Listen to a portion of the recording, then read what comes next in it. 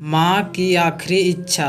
एक बार एक बूढ़ी माँ को उसके बेटे ने एक वृद्धाश्रम में ले जाकर छोड़ा।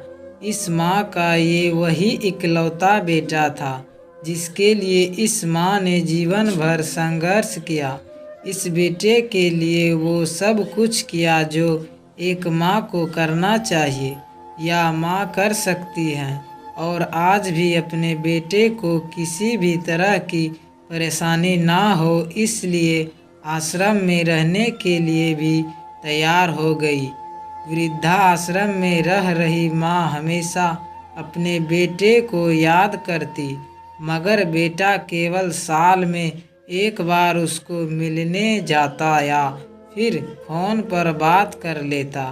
कई साल बीत गए। वृद्धाश्रम से बेटे को एक दिन फोन आया।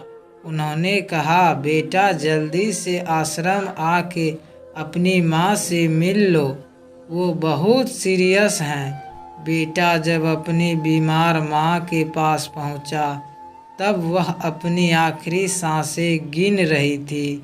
बेटे ने अपनी माँ से उसकी आखिरी इच्छा पूछते हुए कहा, माँ मैं तुम्हारे लिए क्या कर सकता हूँ, बताओ। माँ ने कहा, बेटा इस आश्रम में गर्मी और मच्छर बहुत ज़्यादा है, यहाँ पर कुछ पंखे लगवा देना।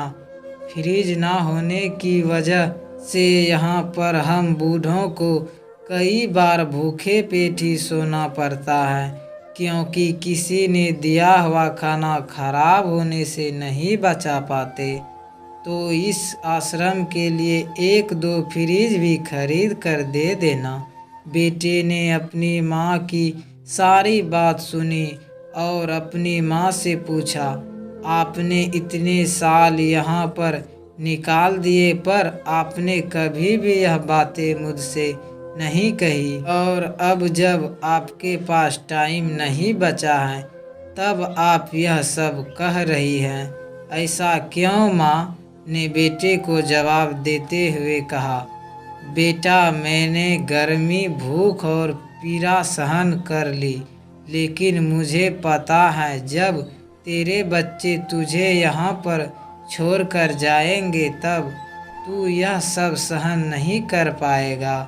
इसीलिए तेरी सुविधा के लिए मैं तुझे यह सब लगाने के लिए कह रही हूँ।